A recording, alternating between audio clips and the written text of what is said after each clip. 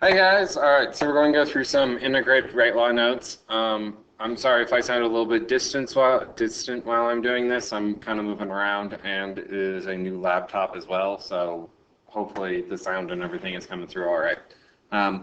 So we'll try to get through this fairly quickly. I'll try to keep it short and to the point, and so let's just get going. Okay. So before we really start talking about integrated, you can see that this is a problem we've used as a warm-up in the past. So this is just showing a differential problem just as an example. So this is still differential rate law. And in differential rate law, we have these 4 different experiments. We can use the values from different experiments to figure out how each compound or each reactant is affecting the rate. So like we can look at iodide right here. It's doubling while the other 2 are staying relatively, well, not relatively, they're staying the same concentration.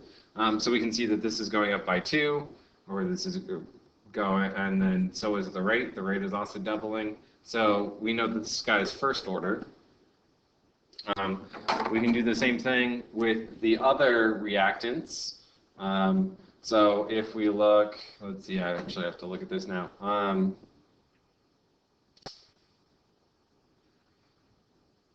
If we look at experiment 1 and 4, this is going to double. And the other 2 are staying the same concentration. If we see here that this is getting cut in half,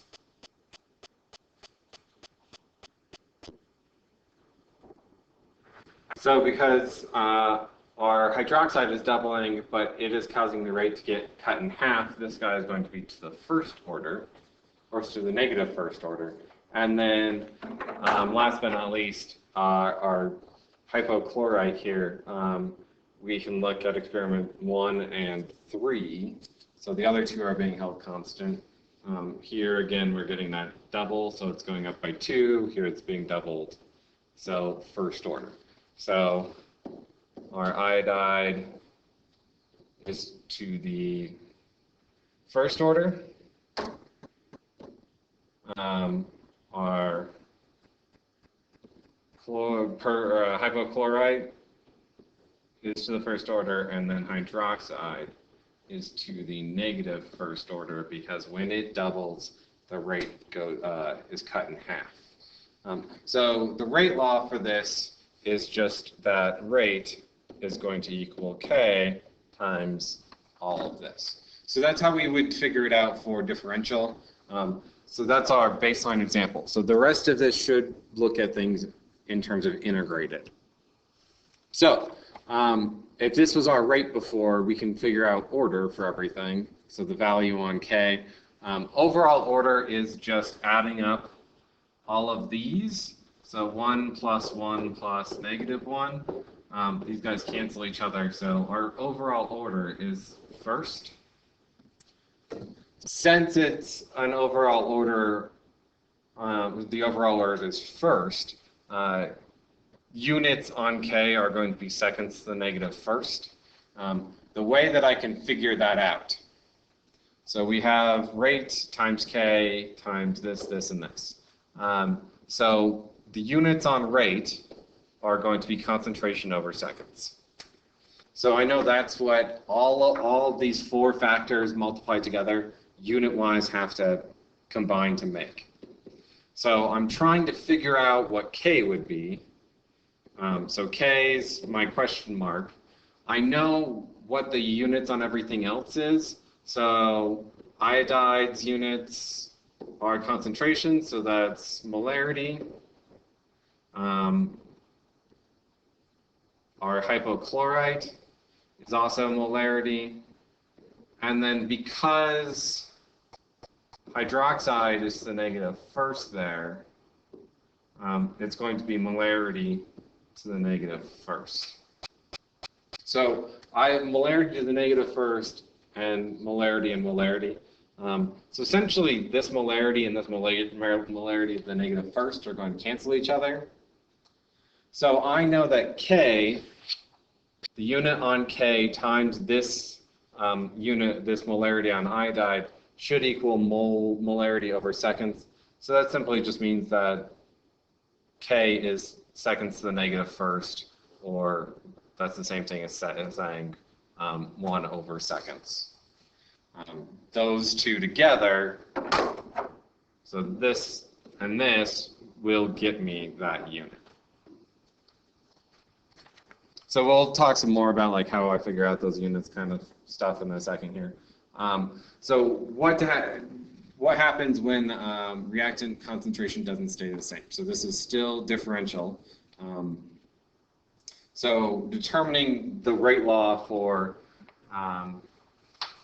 something where we only get one reactant that stays the same in this whole thing.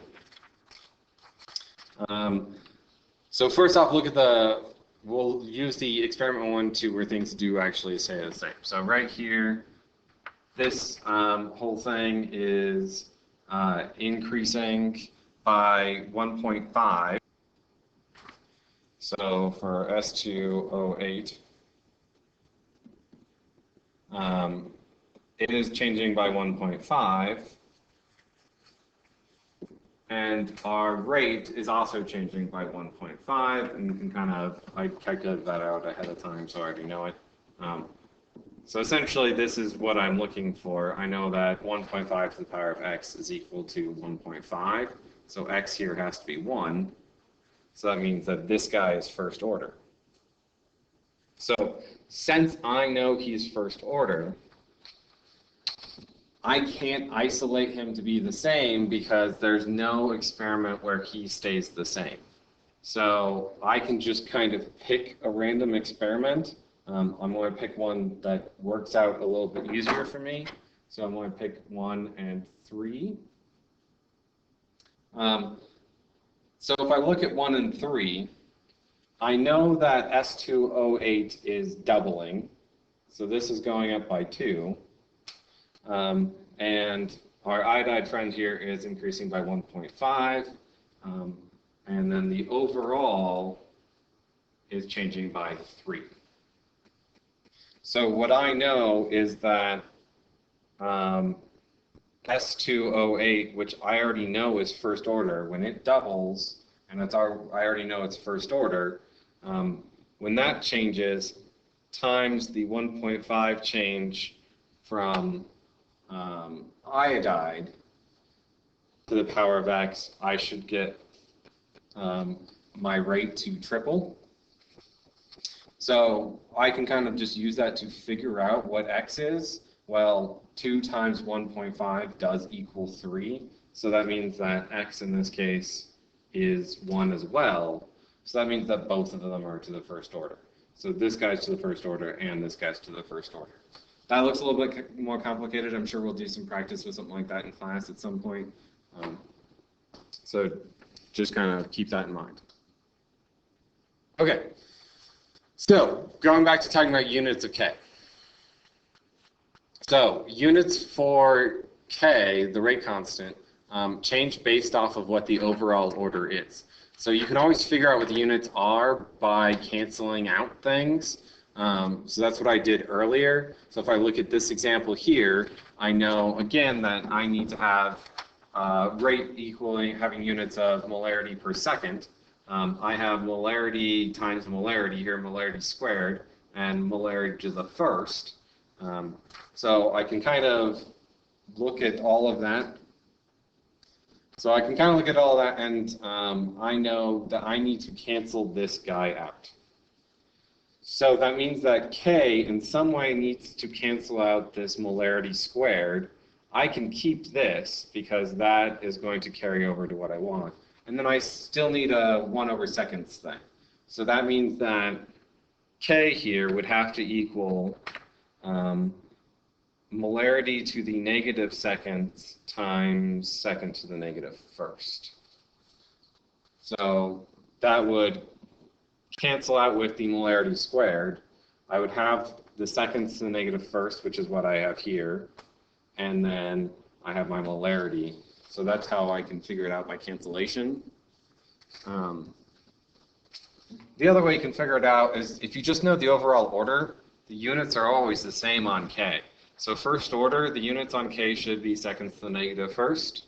Second order, it's going to be molarity to the negative first, seconds to the negative first. And then if it's third order, like the last problem, it's molarity to the negative second, seconds to the negative first.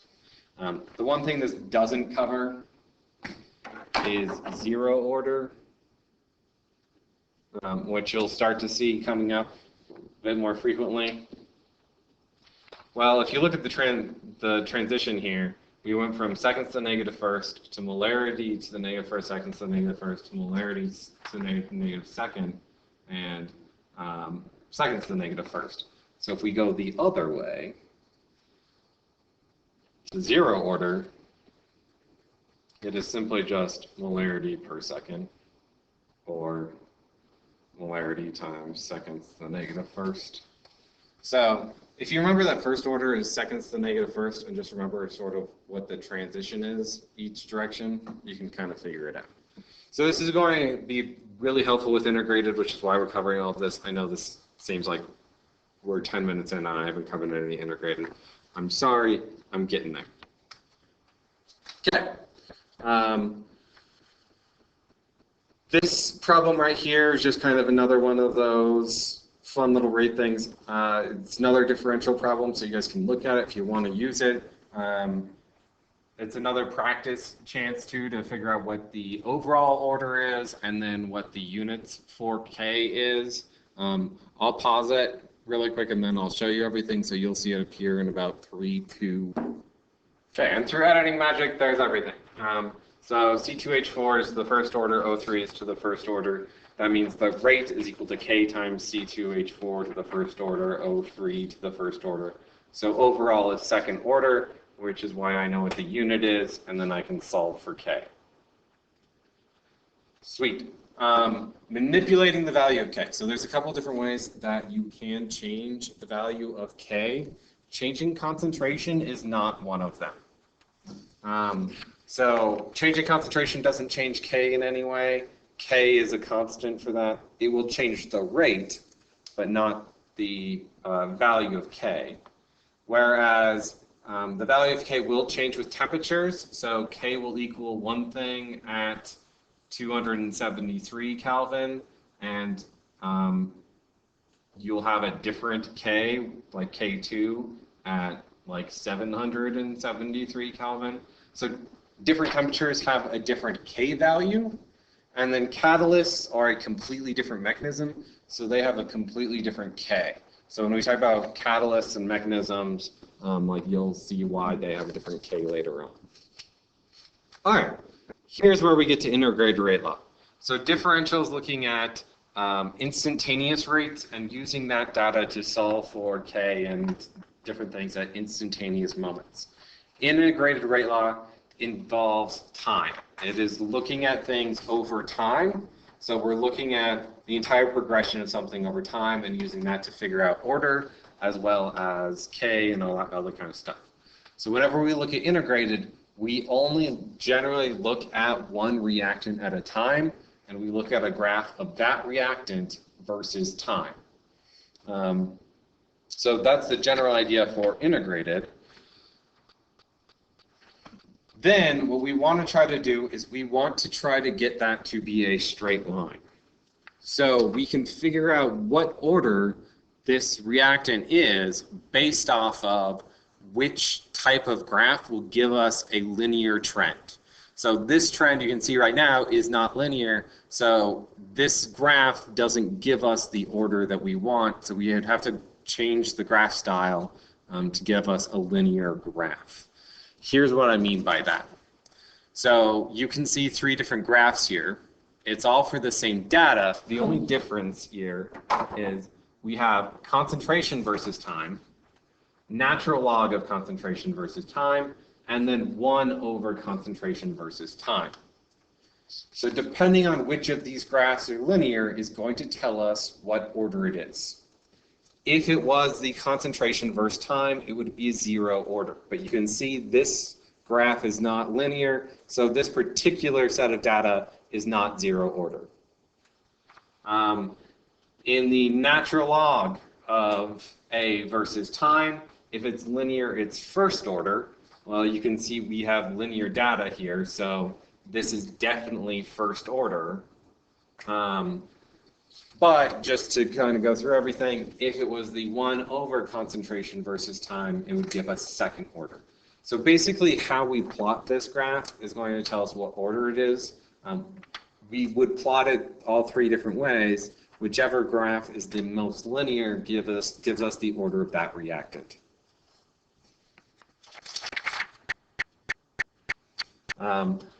So from there, we also have the integrated rate law and half-life equation that goes with it. Since this data is first order, that means that this is the correct rate law to use for A.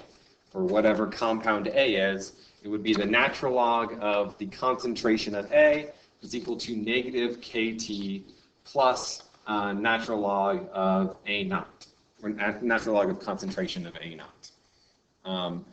Our half-life for that equation is T1/2 is equal to 0.693 over K. This is also the natural log of 2 over K. Your book will probably go through a whole explanation of where that comes from and skip the important part. But in general, whichever order it is tells us, don't need to go back that far, tells us which equation to use. Now, some important things to notice here. Zero order, it is negative KT. First order, it is negative KT as your slope for this graph. Second order, it is positive KT.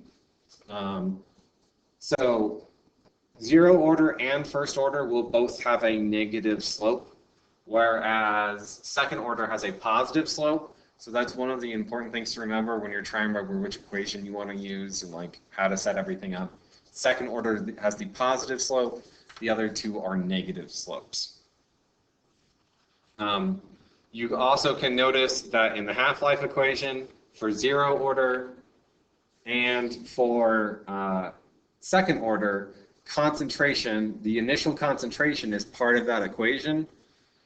For first order, there is no initial concentration. It doesn't matter what it is. And that's actually a really key important thing for the half-life of first order. But we'll kind of get into some practice for this whole thing. So again, we're still only focusing on one reactant. But let's look at this. So over here, this is concentration versus time. So this is zero order. Since I see that the graph right here is concentration versus time, automatically I know that this is zero order. And so in this case, whatever red is as a compound, actually since it's red, let's make it red. Red is going to be to the zero order, whatever red is. If we look at the next one, well, we have natural log, so this is first order. And so that means that green, whatever green is to the first order. And then if we look over here, this is our second order graph because it's 1 over concentration. So the blue line, which whatever blue is representing, is to the second order as far as this reactant goes. So decomposition of an unknown molecule, A was found to be first order. So we know that this is a first order process. So we have this graph below. We don't have a labeled axis. Well, because it's first order, we already know that this label, since it's linear, has to be natural log of A. So this is just a lot of practice of getting you guys used to knowing that if you see a natural log of A graph and it's linear, that's first order, et cetera, et cetera. Because this is first order, the units on K, well, we know that this is a first order. So because that means that the units on K have to be seconds to the negative first. That's where that little table a couple slides ago comes in handy. If you just remember what it is for each order, then you know what the units on K is. All right, so this problem, we have a couple different things to look at. So we have ethanol, 1 over ethanol, natural log of ethanol. So 0, second order, ooh, we changed the order on you guys a little bit, and first. So there's our first order. Our linear guy is this one. So he is 0 order. That means that this reactant is 0 order, which means that he doesn't really affect the rate at all. So determine the order of the reactant. We just did that, 0 order. Write the rate law for this reaction. So there was that slide, there's a few slides ago. If we go back, boom, there's all of our integrated rates. This is for 0, so this is the one that we want. So it is concentration of AT is equal to negative KT plus concentration of an initial concentration of A. So if we go back to the slide that we were on, I'm just repeating that entire thing. Well, now we have ethanol.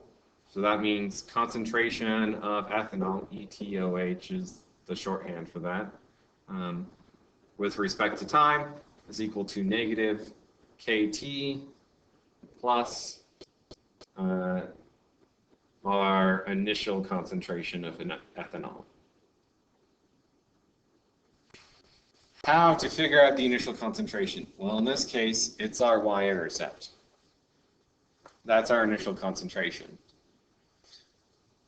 If we were talking about a second order, well, we would already know what the y-intercept was for second order. It would be 100, and right here it would be about negative 4.6 or so. So we can look at those y-intercept points, just know what they're replacing. If it was second order, this right here, or sorry, if it was first order, this right here, the y-intercept would already be the natural log of the initial concentration, so it would replace this entire thing. If we took the y-intercept for second order, it would replace this entire thing, not just the A naught part, but the 1 over A naught as well. So that's kind of important to remember. Determine the rate constant for this reaction, including units. So now we just solve for K. To do that, pick a random point. So in general, I want to pick a point that's easy to use. I'm going to go with that one because it's kind of right on the dot for everything. So that's what we'll pick. So I can just plug in values now since I know what everything is. So I know that at that time, our concentration of ethanol is 0.006 molar. I know that we have negative K, so K is what we're solving for. Our time at this point is 1,000 seconds. And then our initial concentration of this guy is 0.01 molar. So I can now solve for K. K is equal to 0.006 minus 0.01 all over 1,000. I should preface that. I should say negative K. Important keynote there. Negative K is equal to all this, so that's negative 0.004 over 1,000. So that means negative K is equal to negative 4 times 10 to the negative 6th. In other words, K is equal to 4 times 10 to the negative 6th. And because it's 0 order, the units are molarity per second. Boom. Done. All right. Next example. So we have C5H6. This guy is reacting with itself to form C10H12 according to the process. It gives us the graphs of all of this. The data was collected during the experiment, so over time. So it wants to know what is the order of the overall reaction, what is the rate law for the overall reaction, calculate the rate law, so K, or the rate constant K for the reaction with units, and then calculate the concentration.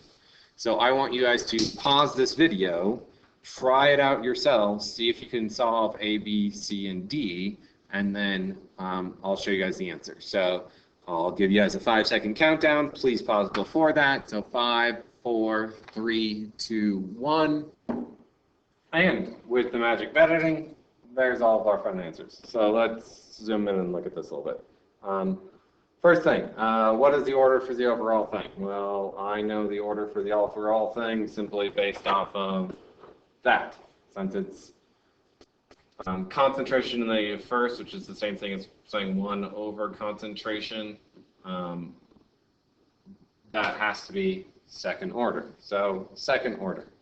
So I just use the second order equation, which is 1 over the concentration at time is equal to KT plus 1 over the initial concentration. Remember here that it is plus KT, so positive KT here. How did I find the initial concentration? Well, I could have used this intercept here, which would replace that entire fraction, but it's kind of hard to tell where that point lands between 25 and 20. It's not the most precise, whereas this right here is much easier to use. So that is the initial concentration because this is the concentration versus time graph.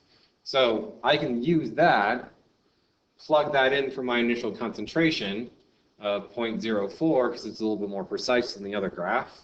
So there's my initial intercept concentration. I can now pick a time.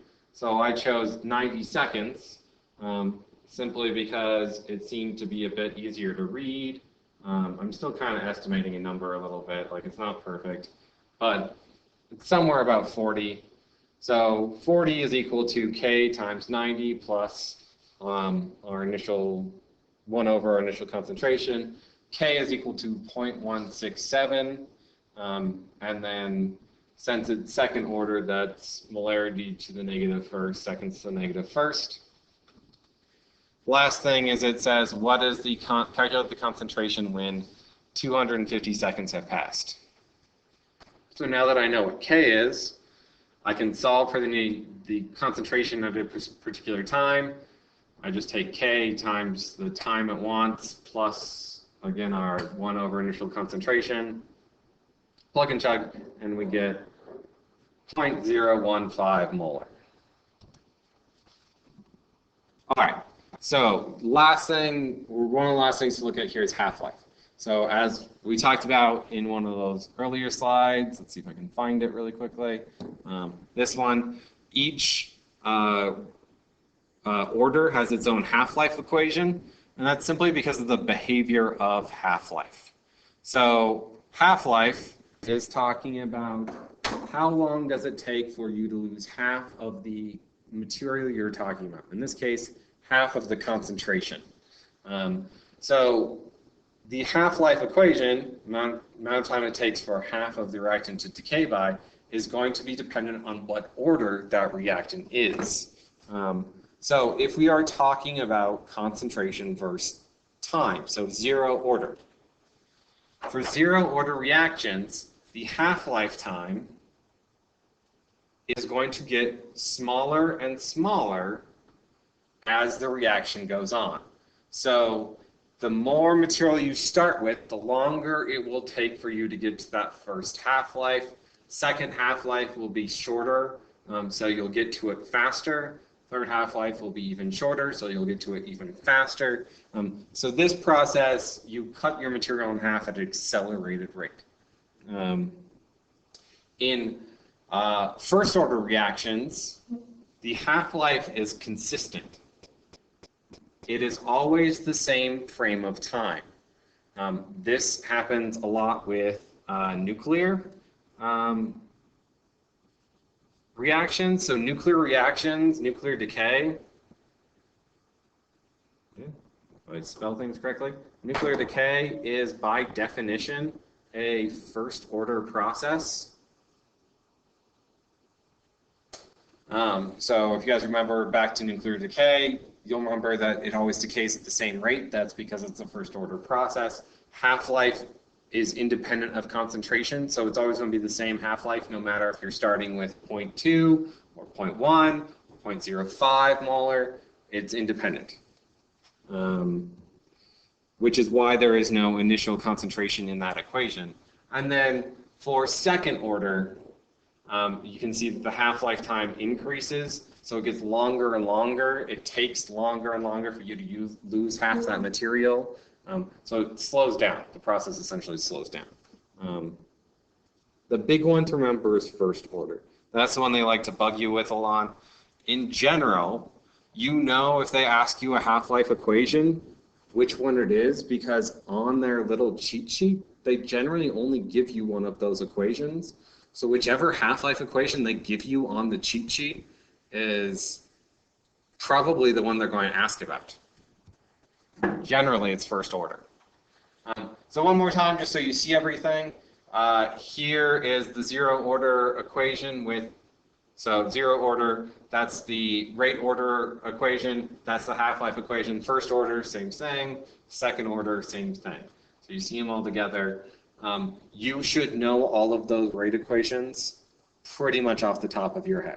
So you should know zero order is concentration equals negative kT plus initial concentration. First order is natural log with negative kT. Second order is 1 over AT with equaling plus positive kT.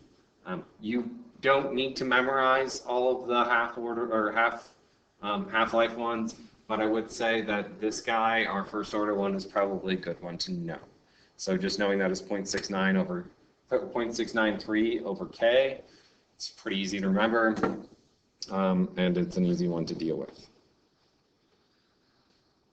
Decomposition of hydrogen peroxide. So I do want you guys to try to look at this one. I know I'm like chewing up a lot of time here, but I want you guys to try to figure this one out. Notice I don't give you any graphs because you guys can graph this yourselves. You have a nice graphing calculator. I'm going to tell you how to do this. So to use your graphing calculator to figure out what order this whole thing is. Well, you have list functions, so you just need to make that list 1. You make this list 2. So you have list 1 as your time, list 2 as your concentrations. In class, we will probably show you, if we can, how to do this, but list 3 and list 4 you'll leave blank to begin with. Get list 1 and list 2 in there, and when you're working, you can go up to the top where it says list 3 and tell the calculator that list 3 is equal to something along the lines of like 1 over list 2. Well, that gives you your second order graph line. And you can say that list 4 is equal to the natural log of list 2. So now that you have that, it will graph all 3 lines at the exact same time for you. You just need to look at which line is linear, so which data set is giving you a linear trend, and you know what order it is. So try it out with this problem, see if you can't do it, and we'll kind of talk about this in class.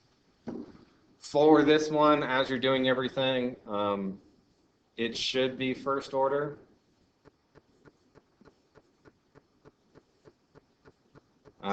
The way to double check that is you want to look at what the R squared value is for all those lines.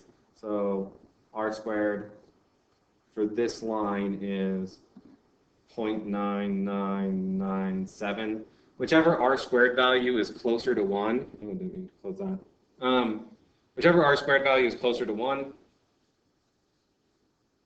is going to be your most linear line, and so your first order is the most linear because it's the closest R squared value to 1. Last but not least, this is pretty much what I just did. So on the inspired, Here's how you do it. If you are doing it with a normal like TI-84 or whatever, you can also do the same thing, but in general, you put all 4 of those data columns in, like I just talked about.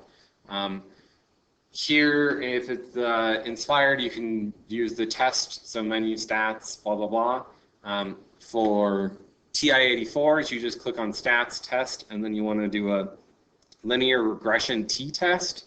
And then you just look for that r-squared value. So we'll do some more of this in class, hopefully give you guys some practice with this. But it's a nice, fun little feature, and it's really helpful because they like to throw you one of these kind of questions on the exam and have you graph it quickly, so this is a quick way to do that. Thank you guys for putting up with me for 35 minutes. Hope isn't too bad. Please come with questions if you have them, especially with this calculator stuff or like what was Charvella talking about. And I hope you guys have a wonderful rest of your day.